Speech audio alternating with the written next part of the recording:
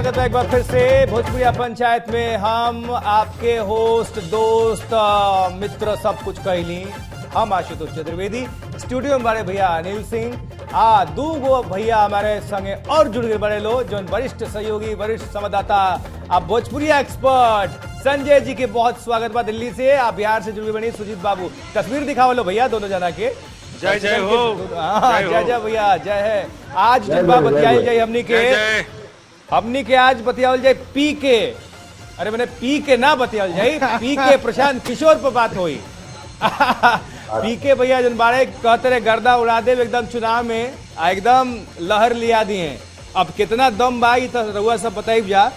लेकिन दिल्ली के तर्ज पर अरविंद केजरीवाल पूरा तैयारी कर रहा बड़े का। अब कुछ एहू जा असर देखे के मिली, मने पटना से लेके पूरा बिहार में कितना असर हुई, यही पे हुई चर्चा खुलेआम। तो शुरू कल जाओ पहले बिहार से।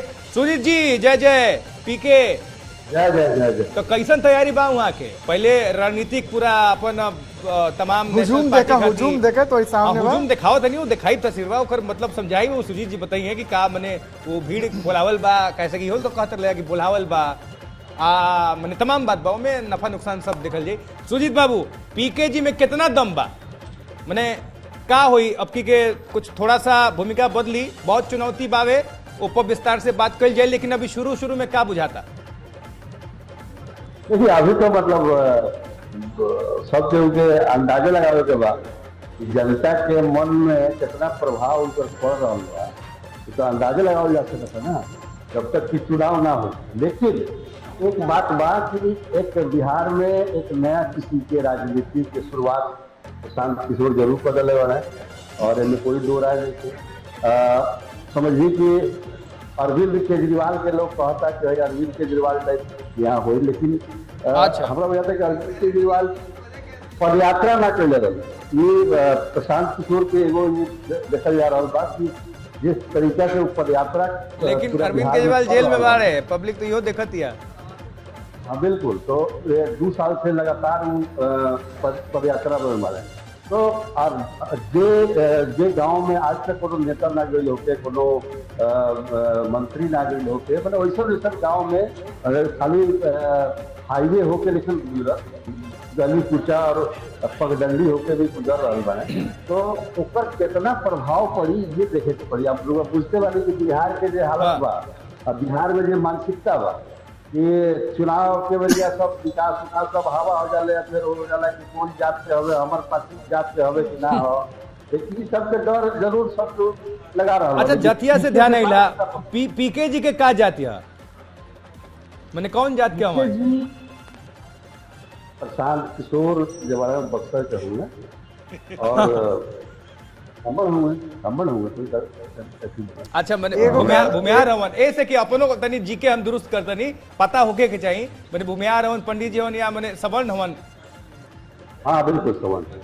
अच्छा लेकिन वो तबे जबान में बताओ तनी बुझाता ही घबराई नहीं। मतलब जौनी प्रदेश में जाति के आधार पर जनगणना होला, जौनी प्रदेश में जाति के आधार पर सरकार बनेला बिगड़ेला, वहाँ पे पीके जी जे बड़ा तुम जोर शोर से नाम लेला पीके को फिल्मों आये बड़ा गदर मचौले रहे। अब इनका फिल्म चला था पीके भाई का लगातार 2 साल से जो बताओ तो।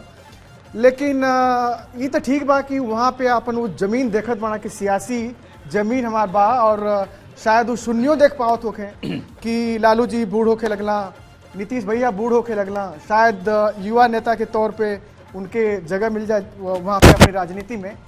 लेकिन जौनी प्रदेश का बच्चा मतलब बच्चा राजनीति का पारंगत होला, महारथी होला, वो प्रदेश में आके विकास का बात करके युवा शक्ति के बहुत प्रोत्साहन देके वो बहुत छाप छोड़ पाई है पे हमके शक बा।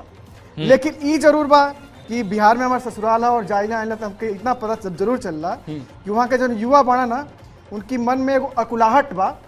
ठीक वैसे जैसे अगल बगल की सरकारन के देखते हो ना कि यूपी में विकास होत बा, लड़का आगे बढ़ा। जिला में बात ससुरिया कब जाई जी ओने तो हमनी के बता दे, प्रोग्राम की बात बता दे। तो हम देखिए ना कि जब नौका जवान बड़ा से लेके बाद बीए में करे वाला उन्होंने अकुलाहट बा, चाहत हो से बदला। लेकिन बात ये होला ना कि चाचा पापा बाबूजी फिर जब चुनाव का बात आने लगा तो सब लोग बात करने लगे कि हमारी अपनी जाति के चुने के भाई, इनके ना चुन के उनके ना चुन के अपनी जाति वाला। ठीक, पहले जल्दी से संजय जी के तनी शामिल कर लो पहले तुरंत।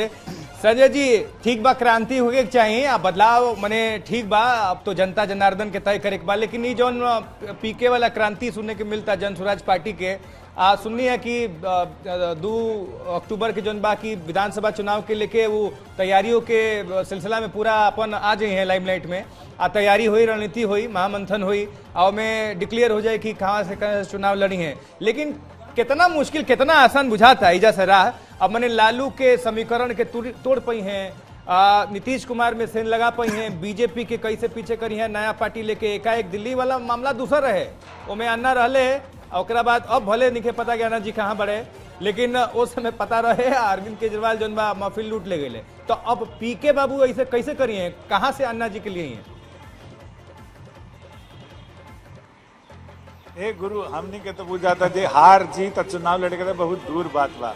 पहले तो हमनी के हंसी आवेला कि नारा कितना बढ़िया होई, हमहू पी के, तू हो पी के, ई हो पी के, ऊ हो पी के, सब पी के। ऐसन ऐसन ऊ स्टेट बा से ड्राई स्टेट बा, ड्राई स्टेट बा, तो नशा मुक्ति नशा बंदी वाला स्टेट में सब पी के घूरी, सब पी के घुमा घूमी करी, तो सोचा जा कैसन एकदम माहौल बढ़िया हो जाए, मस्त।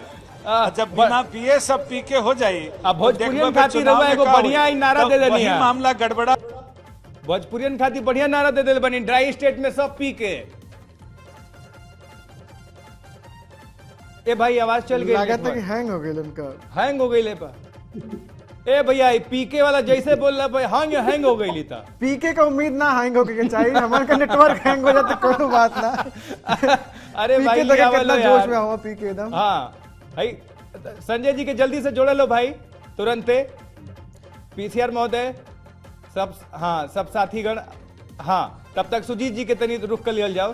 सुजीत जी भीड़ हमनी के देखावते जा, ई कोनो रैली वैली में 2-4 दिन पहले ही के ह, तो एक बारे में रहुआ तनी विस्तार से बताई। बड़ा संख्या में जनता लौकता पीके के समर्थन में, ठीक बा कहल जाला, विरोधी कहले कि अरे वो बोलावल बा, जमा भइल बा, बस भेजल रहे, तो लेकिन बसों भेजे खातिर शक्ति और क्षमता चाहिए कि लोग इतना पहुंचे, तो बड़ा भीड़ लौकता। देखिए एक तैयारी जे बा पिछले 2 साल से, जैसा कि हम बताइए 2 साल से चल रहा है। आज के इतना जो हुआ दिखाओ भीड़ दिखाई दे रहा है, आज के ना 2 साल पहले से पीके में लागल रहे। मई में ही ऐलान कर रहे कि बिहार में वो करें अपन राजनीति करें हम, और 2 अक्टूबर 2022 से गांधी जी के आश्रम भितियरवा से वो पदयात्रा शुरू करें चंपारण से, और वो पदयात्रा अभी भी जारी है। समझिए कि अभी मधेपुरा में पहुंचल बा, अभी आधा बिहार बाकी है पदयात्रा। कल लोकसभा के चुनाव आ गई, अब फिर विधानसभा के चुनाव बहुत ज्यादा दूर नहीं है। कहे का मतलब ये बात कि तैयारी इनकर काफी पहले से बा, और पीके ये बात कहता है बड़ा अथी करके कि और पार्टी के शुरुआत होला, जे अध्यक्ष अपन जो पार्टी फ्लोट करेला वो पहला सदस्य होकेला, और बाद सदस्य के जोड़ेला, फिर तमाम प्रक्रिया होला। लेकिन ये बा जन स्वराज जगह पार्टी बनी 2 अक्टूबर, आए वाला 2 अक्टूबर के पार्टी के रूप में ऐलान करी गई, नाम का हो इस तरीके पता हो सकता जन स्वराजे रहे, लेकिन एक वही सब में 1 करोड़ के सदस्यता संख्या रही पीके के कहल बाटे दावा बा। तो शुरुआत हम ये नहीं कहते कि बहुत सारा परंपरागत राजनीति बहुत वर्षों से हम देख रहा बानी, बिहार में भी 75 वर्षों से आजादी के बाद से एको नेता जो बा जमीन पर ना आवेले, जमीन पर कहीं घूमे लगा, खाली हेलीकॉप्टर में, हाँ खाली हेलीकॉप्टर में गाड़ी में पर घूम ले, लेकिन पीछे के बाद की जे तरह के रणनीति बुझाता। अब देखिए कितना सफलता हमें मिली, ओकर के गारंटी हम तो नहीं ले सकत, लेकिन जे तरह के व्यवस्था बात, जे तरह के नया तरीके के राजनीति ठीक बा, जाति वाति बहुत सारा चीज बा, पूरा देश में जाति जनगणना के मांग राहुल गांधी कर रहा बा, खाली बिहार में नहीं के, बिहार तो जातीय जनगणना करा चुकल बा, करा के बैठल बा, आरक्षण बढ़ौलक, ओकरा के भी हाईकोर्ट ओकरा के निरस्त कर देलक। तो ओकर का फायदा बा, का लाभ बा जातीय जनगणना के हम ऊपर हम ना जाए। सुजीत भाई एगो सवाल आपसे बा एगो सवाल बा जैसे आप विस्तार से बताओ थे कि देखी प्रशांत किशोर खातिर कोनो राजनीति अछूत चीज नहीं खे जो के वो बुझत नहीं का वो तो एक तरह से चाणक्य रहा कि कभी ये पार्टी के संगे कभी वो पार्टी के संगे, कभी यूपी में राहुल और अखिलेश के संगे, कभी केजरीवाल के संगे, बीजेपी के संगे। लेकिन ये बात का एहसास तो उन्होंने को होबे करी ना कि उन्हीं की प्रदेश से आप ही लोगों के जमीन से चाणक्य रहना, लेकिन चाणक्य कब राजा ना बन पाना राजा अरे बनेले तो तो पीछे ना ना सुनी पीछे कई बात तो काले इंटरव्यू कर ले वो गई बात वही रहे भाई पीछे की भूमिका क्या होगी, पीछे क्या करेंगे। देखिए पीछे कहीं कहीं भी आगे नहीं इस पार्टी से बुझ जाइए। वो लोग बुझा था कि ब्राह्मण हुए चाहे दुनिया हुए तो उनका अगला जाति का वोट ना मिली, वो पीछे बैकग्राउंड बनी है। 121 सदस्यीय एक संविधान लिखा जा रहा है इस पार्टी के, 121 लोग मिलकर लिख रहे हैं संविधान। और सोची कि उनमें पीछे के भूमिका के बारे में क्या जिक्र रही तो आने वाला समय बताई। लेकिन पीछे पार्टी के अध्यक्ष ना हुई है। सबसे पहले ही बात के ऐलान हो चुकल बा कि पहलका अध्यक्ष जो रही जो समाज में सबसे पीछे बा, यानी कि दलित समाज के कोई ओकर नेतृत्व करी पहले ही तय हो चुकल बा। वही लखा देखिए चुनाव लड़ी कैसन क्या पर योग्यता हो चाहिए तमाम बात पर जे रुआ भीड़ कहता नहीं कि बापू सभागार पटना के भीड़ है। हर एतवार के उनकर वो एक प्रमंडल के कार्यक्रम होखेला, ओमे ये 2 अक्टूबर के चुनाव 2 अक्टूबर के जो पार्टी के ऐलान होने वाला बा ओकरे लेकर बैठक होखेला। उन्हें कम से कम हमारे लगा कि 5 से 5,000 का स्ट्रेंथ हुआ, लेकिन उनमें 7-8 हजार 10,000 लोग रहेला बापू सभागार, काफी बड़ा सभागार हुआ। तो उनमें दिखा भीड़ भाड़ आप लोगों का काफी दिखाई देती कि एगो प्रमंडल कमिश्नरी के 8 गो मीटिंग तक करे के बाद 2 गो मीटिंग कर चुकल बा। तो कहे का मतलब ये बा कि अपना तरीके से प्रशांत किशोर जे बा उनका जे भी अनुभव बा अभी तक के आवाज गूंज क्यों रही है यार, चुनाव लड़ावे के पार्टी के सारा उझेल गल बड़ा अपना में।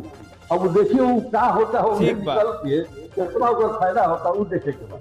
ठीक बात। संजय जी भी जुड़ गए नहीं, अब संजय जी के हम पास चलल चाहते नहीं। संजय जी रवा जैसे ड्राई स्टेट के नाम लेनी है पीके के ओकरा बस सिस्टम में हैंग हो गईला नेटवर्क चल गईला। अरे सब पीके हो गई लेकिन हमनी के चिंता ई बा जब बिना पीले आदमी जब बिना पीले ड्राई स्टेट में आदमी डगमगावेला तो सब कुछ हैंग हो जाला। कहीं ऐसा ना हो कि पूरा जो मुहिम बा ये हैंग हो जाए, लेकिन बहुत लोग लग जाइए एकरा हैंग करे में। आप जैसे हमार संजय भाई आप मुहिम का बात छेड़े थे तो हम एक बात पूछे गए कि आज जो चर्चा का विषय ये बा कि का दिल्ली में जैसे केजरीवाल पूरा काया पलट कर दे रहा, एक तरह से चुनाव का काया पलट दिल्ली का भय लोग है चाहे ना भय लोग है, वैसे ही प्रशांत किशोर बिहार की राजनीति में काया पलट कर दिए का। लेकिन एगो चीज बा कि केजरीवाल की टाइम पे यहाँ पे अन्ना का आंदोलन भइल रहे, शीला दीक्षित बहुत दिन से मुख्यमंत्री रही और वहाँ पे कॉमनवेल्थ घोटाला के नाम पे बड़ा चर्चा रहे और वहाँ पे बीजेपी यहाँ पे दिल्ली में तब सुस्त रहे। वहाँ से एगो वैक्यूम क्रिएट भइल, केजरीवाल वहाँ आइला आंदोलन के दिन। क्या का वो तरह का आंदोलन बिहार में मूर्त रूप ले सकेला? का वो केजरीवाल जैसे बन सकेला कद्दावर? हमनी के तो बुझाता जे कोई आंदोलन के तो एगो बहुत छोटा चीज रही, बाकी जनता लुझकल बा मुफ्त के सामान पे, मुफ्त खोरी पे कि मुफ्त में फ्री बिजली पानी, फ्री बस में सर्विस, सब चीज।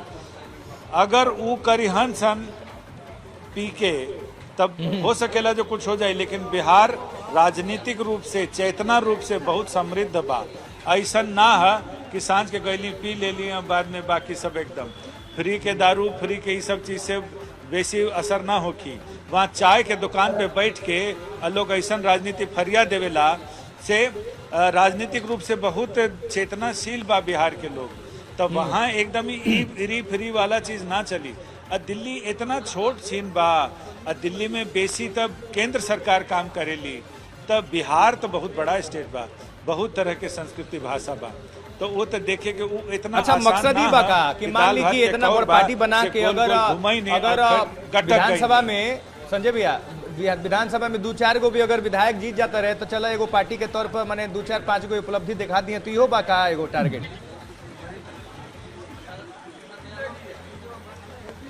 तो एकदम ऐसा बाजे पार्टी लेखा पार्टी हो जाए। वो अरविंद केजरीवाल लेखा ना हुई हन सन एक के बार में कि 68 को विधायक 67 को विधायक आ जाई। ये तो बहुत ख्याली कल्पना बा बिहार में। इतना जल्दी बिहार में इतना बड़ा संगठन खड़ा हो जाए कि सब पार्टी छोड़ के आरएसएस असंग सब अपना अपना छोड़ के अपन छोड़ के पीके के पीछे चल जाए। ऐसा तो कोई करिश्माई जादुई व्यक्ति तो हमने कितना खासकर बिहार, वो खुदे बिहारी हवन। अब बिहार के लोगन के जानते रहे हर घर में मैंने भैया राजनीति पंचायत होला आ सब समझ बा सबके लड़का से लेके बुढ़ा ले। अब वो में समीकरण आरजेडी जेडीयू बीजेपी ओमे पूरा जातिगत अभी जनगणना पे होता आ जाति के फैक्टर चलता, तो पीके के तरी ओमे लेके आई है। ये तो बहुत बड़ी चुनौती रही, कैसे कि अन्ना वाला दिल्ली वाला मैटर दूसर रहे, ओमे टाइमिंग के भी खेल रहे। ऐजा तो ऐसा सिचुएशन नहीं खे। यह तो बड़का समस्या बा कि बिहार में 3 आदमी मिल के 4 तरह के विचार पैदा करे ले। एगो अपन विचार, एगो साझा विचार। 3 आदमी मिल के 4 गो पार्टी बनावले। तो ऐसा बिहार में अब पीके एकदम से वो इंट्रूड कर जाई हंसन, एकर बहुत उम्मीद कम बा। हमनी के तो बहुत उम्मीद नहीं के, बाकी भाई लोगन के जे उम्मीद होके से होके हमनी के उम्मीद नहीं के वो एगो पार्टी बना सकेले, कुछ लोग के जोड़ सकेलन। लेकिन ऐसा ना है कि एकदम क्रांतीय हो जाई। हमनी के तो ना बुझाला हवाई किला बा। सुजीत जी लइकन के भरोसे बड़ा युवा के भरोसा पीके मने युवा कुछ क्रांति बदलाव देखते रहे लो। ऐसे का सोच के मने अभी कैसे कि बहुत बड़ा फैसला बा। अरे भाई फैसला कहता नहीं कि रातों रात से तो बात नीचे बहुत बुझात हमरा बांग्लादेश देख के उनका हो सकेला जे मन में कुछ आज के काम चल रही तख्ता है पलट सकेले। तो उन्हें देखे के पड़ी। हम जैसे कहली कि भाई 1 करोड़ कहता रहे 1 करोड़ तो हमारे शुरुआते में सदस्यता संख्या हो गई। बहुत तो पार्टियों की 1 करोड़ सदस्यता नहीं थी। तो कहे के मतलब ये बात कि इतना जगह से इतना पार्टी के जब देखने वाले हैं प्रशांत किशोर, तो अपनों पार्टी के बारे में कुछ अच्छे सोचले हुई है। उनको बुझात हुई कि भाई हम जो कर रहा बानी, मान ली इतना पैसा खर्चा हो रहा बा, इतना समय खर्चा हो रहा बा, तो ओकर का प्रतिफल निकली ओकर थोड़ा बहुत समझ तो जरूर रखत होगी प्रशांत किशोर। ताकि दूसरे के विचार देवले उनका के सुझाव देवले दूसर पार्टी के, तो पार्टी जीत जाला। तो अपना पार्टी में कुछ तो डली है उन्हें। अच्छा एक प्रतिक्रिया 30 सेकंड के आवा था खुदे प्रशांत किशोर का कहते रहे तनी हम दर्शकन के वो प्रतिक्रिया सुनवा दिया। पार्टी अध्यक्ष वगैरह लेके सब कहती कहते रहे सुन लेते नहीं, ओकरा बाद से फिर आवत चर्चा। सभी जाति समूह सभी समाज के वर्गों के प्रतिनिधित्व की बात कर रहे हैं, तो ये नहीं कहा गया कि जो बना रहा है वो अध्यक्ष होगा या मैं जिसको मनोनीत कर दूं वो अध्यक्ष होगा। अध्यक्ष कौन होना चाहिए, तो उस पर व्यापक चर्चा में निकला कि जो समाज का सबसे गरीब और पिछड़ा वर्ग है उसको सबसे पहले मौका मिलना चाहिए। उसके बाद जो दूसरे पायदान पर है उसको दूसरा नंबर मिलना चाहिए। उसके बाद जो तीसरा टर्म उसको मिलना चाहिए जो तीसरे नंबर पर है। तो पीके यानी कि प्रशांत किशोर के सब सुनत नहीं है। अनिल बाबू का विचार और सोच तो बहुत अच्छी बा, ये भावना अच्छा बा कि तू जाति से ऊपर और भ्रष्टाचार मुक्त समाज चाहत हुआ। लेकिन इनकी महत्वाकांक्षा के भी जनता के लोग समझत हुए, बिहार के लोग समझत हुए। कहे से कि राजनीति में इनका दखल आज से नहीं के, बहुत पहले से बा।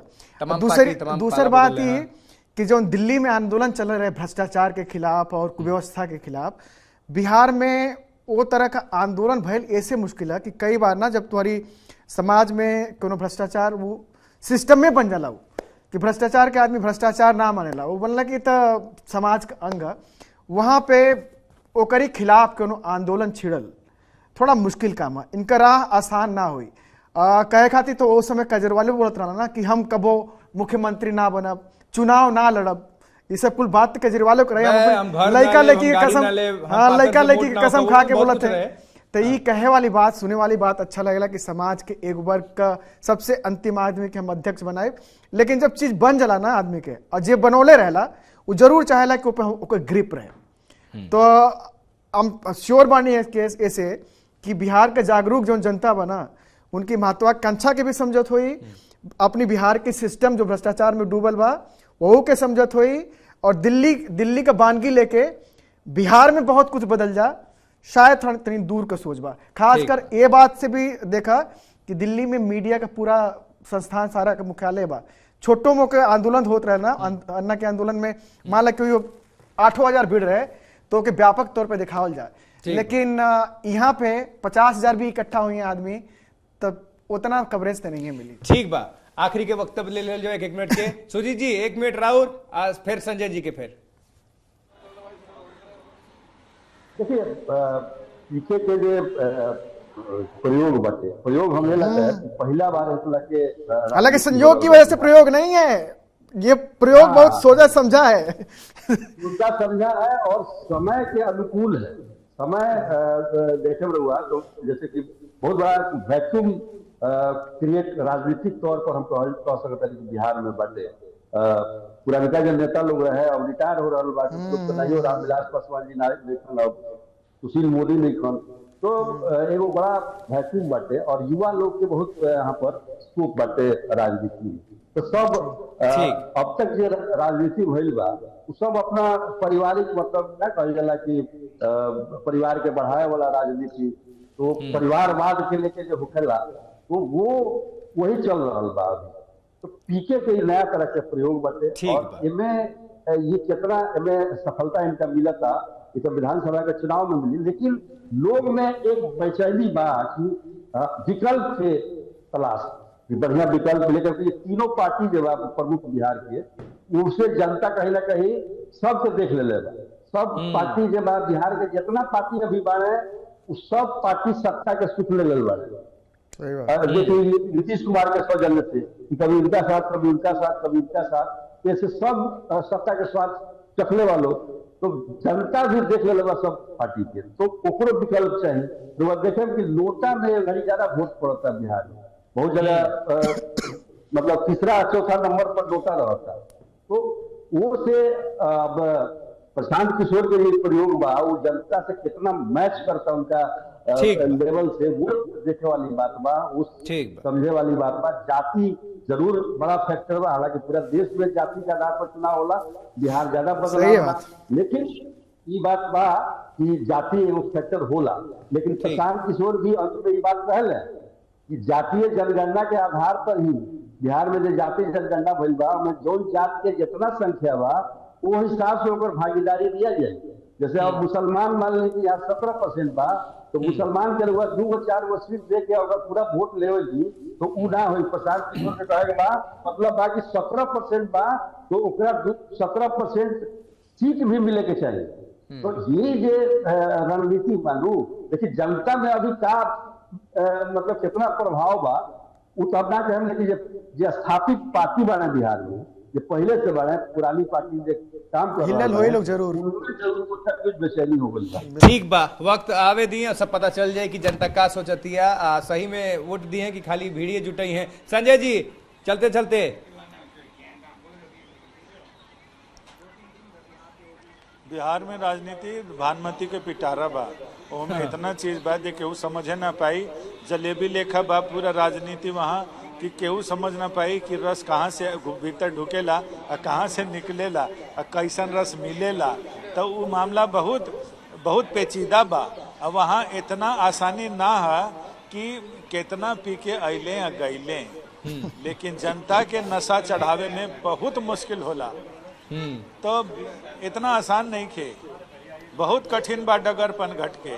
ठीक बा, वक्त आवे दी अब देखल जाए क्या हुई, लेकिन ये बात जरूर कि पीके प्रशांत किशोर देखत हुई तो ये तो अब जरूर होगी बा कि चर्चा तो करवाई दिले बड़े दिल्ली में जा हमने की चर्चा करते हैं जानू सबके हो, तब देखा अब जनता पर छोड़ल बा कि लेकिन एगो बात होला आशु भाई, एगो बात होला कि पर्दा के पीछे से रह के काम कइल और पर्दा का हीरो बनला में ना बड़ा जमीन आसमान। बिल्कुल, आज वो जगदीप अबहिन पीछे पीछे काम करता ना प्रशांत किशोर। और जो ने बात सुजीत जी चाहे संजय जी के वो बोल रहा कि करिश्मा नेता जे के व्यापक बदलाव देखना चाहता, वो नेता में वो करिश्मा होके चाहिए, जैसे मोदी जी में रहे, जैसे केजरीवाल में रहे, वो फटी कमीज पहन भाई, अब इनकी में वो करिश्मा आ पाई ना आ पाई, लेकिन सोच अच्छा बा कि गांधी जी जहाँ से कैले रहा आंदोलन चंपारण से, वहां से तू शुरुआत कर थोड़ा। Good luck. अब देखा जाता कि चंपारण में लोग का मैंने पीके के भी याद रखिए कि खाली चंपारण वाला गांधी जी वाला या चंपारण के जौन खानवा बा वो याद आवता। तो मैंने कुल मिला के जनता जनार्दन पर कुल छोड़ल जाता। का सुनाओ एक बार भैया जाते जाते। अच्छा अच्छा ठीक बा ठीक बा। तो हमनी के पीसीआर से भी कम्युनिकेट करते रहें जा, सीधे एजा से ट्रांसफर कर दें जा। संजय भैया रहुआ के बहुत बहुत धन्यवाद, अनिल बाबू रहुआ के बहुत बहुत धन्यवाद, सुजीत जी रहुआ के बहुत बहुत धन्यवाद। लेकिन सबसे ढेर आभार आप सब जनता का तनी लिख के हमने के भेजी कि ई जो हमनी के चर्चा करते हैं जा प्रशांत किशोर और पीके जो अपन पूरा तैयारी करते हैं विधानसभा चुनाव में उतरे खातिर, तो उनका फैसला रहुआ सब कैसन देखते नहीं, सही या गलत, जीती हैं हरी हैं या मने ठीक बा चुनौती दी हैं, रहुआ सबके का मतलब बुझाता। एगो एगो परिवर्तन रुआ देखत नहीं कि का मतलब एकर लेके जवन भी बुझाता भड़ास लिख दी छाप दी। चलते चलते रुआ सबके तनी और जो प्रतिक्रिया होता कुल सुनवा देते हैं जा। हमरा के आशुतोष चतुर्वेदी के फिलहाल दी इजाजत। देखत रही भोजपुरिया पंचायत आई पीके आप प्रशांत किशोर और जनसुराज से जुड़े कार्यकर्ता देखत नहीं तो रउए खातिर प्रोग्राम भइल बा तो झोंक दी चलवा दी कि देखें पर चर्चा तो हो ही गई। सुनिए बहुत सबके नमस्कार आभार। अगर आपको याद होगा 2 मई 2021 को मैंने इस अभियान की शुरुआत की घोषणा आप लोग के समक्ष की थी, तो उस नज़रिए से तो करीब 2.5 साल हो गए और 2 वर्ष तो पदयात्रा के हो जाएंगे। तो लोगों का 2 मत था कि एक जब पूरी पदयात्रा, क्योंकि अभी भी पदयात्रा बाकी है कई इलाकों में, तो एक मत था कि भाई पदयात्रा पूरी करके उसके बाद दल बनाएं, और एक मत है कि नहीं, चूँकि बहुत बिहार के बड़े भूभाग में लोग बड़ी संख्या में इससे जुड़ गए हैं, जहाँ भी पदयात्रा नहीं हुई वहाँ से भी जुड़ गए हैं, तो लोगों ने एक बहुमत से पारित किया कि नहीं 2 अक्टूबर को बेहतर दिन है, उस दिन ही इसको बनाया जाए। तो 2 तारीख को सारे लोग मिलकर दल बना रहे हैं। दल का स्वरूप, उसका संविधान, उसका नेतृत्व सब कुछ 2 तारीख को तय होगा। तय होने की प्रक्रिया जारी है, 2 तारीख को उसकी घोषणा की जाएगी विधिवत तौर पर। मतलब बिहार में जो स्थापित दल हैं 20 साल 30 साल से यहाँ पर राजनीति कर रहे हैं, उनके पास भी इतने सदस्य, पेपर पर भी इतने सदस्य नहीं हैं, और हम लोग 1 करोड़ सदस्य के साथ इस दल की शुरुआत कर रहे हैं। पहले दिन जब ये दल की घोषणा होगी तो राज्य से लेकर पंचायत स्तर तक बिहार के सभी इकाइयों में आप देखेंगे दल का पूरा संगठन उससे पहले घोषित हो जाएगा। ये पहला ऐसा दल होगा जिसके नेतृत्व का चुनाव खुले मंच पर अधिवेशन में वो सारे लोग मिलकर जो आएंगे 2 अक्टूबर को, वो सब मिलकर इसका नेतृत्व का चुनाव करेंगे। ये पहला ऐसा दल होगा जो जिसके बनाने में, जिसको चलाने वालों में, जिसके नेतृत्व में समाज के सभी वर्गों की उनकी जनसंख्या के हिसाब से उनकी भागीदारी होगी। ये पहला ऐसा दल होगा जिसमें उम्मीदवारों का चयन किसी नेता के द्वारा नहीं किया जाएगा, सर्वे के द्वारा नहीं किया जाएगा, बल्कि इस दल के बनाने वाले लोग हर क्षेत्र में बैठेंगे और दलों के उम्मीदवारों का चयन करेंगे। भाई हमने जदयू को बताया कि आप अपने संगठन को मजबूत कैसे कीजिए, कैसे, वो तो जदयू वाले तो हार गए थे 2014 में, भाजपा ने मिट्टी में मिला दिया था उनको यहाँ पर राजनीतिक तौर पर। हमने आकर उनको मदद करी, उन लोगों ने भी अपना कुछ काम किया, हमने भी सुझाव दिया कि भाई इस तरह से गठबंधन बनाइए, इस तरह से अपने संगठन को बेहतर बनाइए, इस तरह से अपना प्रचार प्रसार कीजिए, 7 निश्चय बनाइए, हर घर दस्तक कीजिए। ये बात तो हमने उनको बताई। आज बहुत बड़े तोप बन रहे हैं। अगर 15 में, आप तो लंबा समय से यहाँ राजनीति फॉलो करते हैं, अगर 15 में नीतीश कुमार की मदद नहीं की गई होती तो उनका तो उसी समय राजनीतिक पटाक्षेप हो गया था। और आज बड़ी बड़ी बात ये लोग कह रहे हैं। तो उस मृत प्राय हारी हुई जदयू को अगर हम लोग सुझाव देकर मदद करके खड़ा कर सकते हैं, तो बिहार के लाखों लोगों के द्वारा मिलकर बनाए हुए संगठन को मैं क्यों नहीं मदद कर सकता कि 2014 से पहले 20 बरस तक, 1989 के बाद पूरे देश में सिर्फ गठबंधन की सरकार रही। जब मोदी जी का अभियान हम लोग शुरू किए तब कितने लोगों ने कहा था कि मोदी जी के नेतृत्व में भाजपा की पूर्ण बहुमत की सरकार बन जाएगी। तब भी तो लोग यही कहते थे कि पिछले 20 वर्ष में तो गठबंधन की सरकार बनी है, तो अकेले कैसे जीत जाएंगे। हाँ ठीक है, मोदी बहुत पॉपुलर हैं, भाजपा को 200 सीट आ जाएगा, लेकिन गठबंधन तो बनाना ही पड़ेगा। पूर्ण बहुमत की सरकार बनी कि नहीं बनी। तो जो मेरा आलोचक भी है उसको आप ये तो नहीं कह सकते कि हमको राजनीति की, चुनाव की बिल्कुल समझ नहीं है। थोड़ी बहुत समझ तो है, और देश दुनिया में लोग हमसे और कुछ बात करें ना करें, इस विषय पे तो जरूर बात करते हैं कि भाई चुनाव में क्या हो सकता है, समाज में वोट कैसे पड़ता है। उन चीज़ों की थोड़ी बहुत समझ जो मैंने बनाई है जो भी मेरा अपना अनुभव है, उन सब को मैंने एक साथ लाकर जनसुराज को बनाने में, बिहार को सुधारने के लिए, एक नई व्यवस्था बने उसके लिए मैंने झोंका है। 32-35 साल से बिहार का कोई ऐसा व्यक्ति नहीं है जो यहाँ पर सफर नहीं कर रहा है। आप अगड़े हैं, पिछड़े हैं, गरीब हैं, अमीर हैं, मध्यम वर्गीय हैं, किसान हैं, नौकरी पेशा है, कोई ऐसा वर्ग नहीं है जो कि यहाँ प्रताड़ित नहीं है, जो अपने आप को पीछे छुटा हुआ नहीं समझ पा रहा है। भाई 75 साल के बाद देश का सबसे गरीब, सबसे पिछड़ा, सबसे ज्यादा अशिक्षित, सबसे ज्यादा भूखमरी, सबसे ज्यादा बेकारी वाला राज्य बिहार है। और आप जैसे पत्रकार ये बता रहे हैं कि इतनी सारी परेशानियों के बावजूद लोग फिर जाकर उन्हीं को चुनेंगे जिन्होंने उनको इस हाल में पहुंचाया है। ये कभी संभव है? लोग उनको चुनते रहे हैं क्योंकि उनके पास विकल्प नहीं था। ये विकल्प अपने दे रहे हैं। अब हम मदद कर रहे हैं और उनको एक मजबूत विकल्प बनता हुआ दिख रहा है। वक्तव्य देता हूं कि बिहार में हम लोगों ने जनसुराज शुरू किया तो मैंने एक अध्ययन कराया कि यहाँ विधायक, एमपी कौन बनता है, सांसद कौन बनता है। 1200 से 1400 तो 1250 से 1400 परिवार का आदमी ही 30 वर्ष में बना है, चाहे वो भाजपा से बना हो कि आरजेडी से। बहुत बड़ी खोज है। और उस खोज का नतीजा यह है कि गांव-गांव में लोग कह रहा है, जो बात आप कह रहे हैं कि भैया कोई बने ही 1200 में ना बनना चाहिए। आप कह रहे हैं कि कोई वोट क्यों देगा जनसुराज को? दलों से ऊपर उठकर, जाति से ऊपर उठकर, विचारधारा से ऊपर उठकर लोग मुझे क्या कह रहे हैं, आप भी क्या कह रहे हैं, वो 1200 में नहीं होना चाहिए। इसका मतलब क्या है कि लोग नया चाहते हैं, उनसे अलग चाहते हैं। और आप कह रहे हैं कि हमारा मुकाबला, जनसुराज का मुकाबला उन्हीं 1200 परिवार के लोगों से होगा और हम लोग हार जाएंगे। ये तो कॉमन सेंस की बात है। तो इस देश के बड़े बड़े नेताओं ने, दलों ने, बड़े बड़े विशेषज्ञों ने न सुधर पाने वाला राज्य मानकर छोड़ दिया है, उसको सुधारने का जिम्मा बिहार के लोगों का है। क्योंकि कोई किसी से बात कीजिए, कहता है कुछ हो, बिहार तो न सुधरेगा। तो ये विश्वास पैदा करना प्रशांत किशोर की जिम्मेवारी है। लोगों में विश्वास पहले पैदा हो कि नहीं, विकल्प बन सकता है।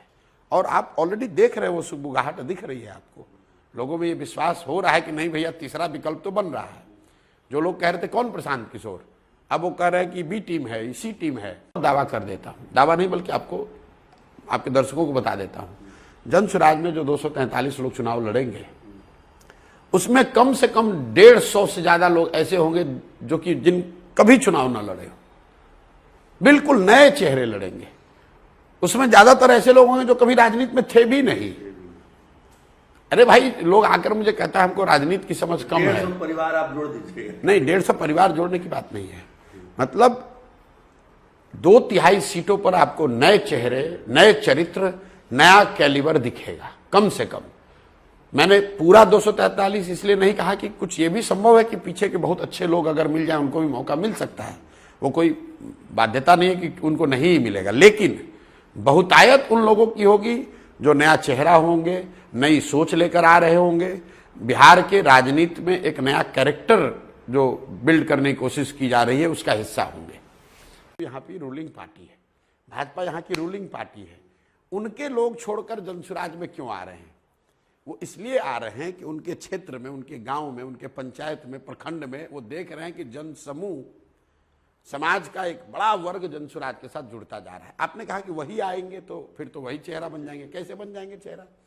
वो तो आ रहे हैं इस दल में, लेकिन ये उन लोगों की ताकत से आ रहे हैं जो लोग उनसे पहले आकर जनसुराज बना चुके हैं।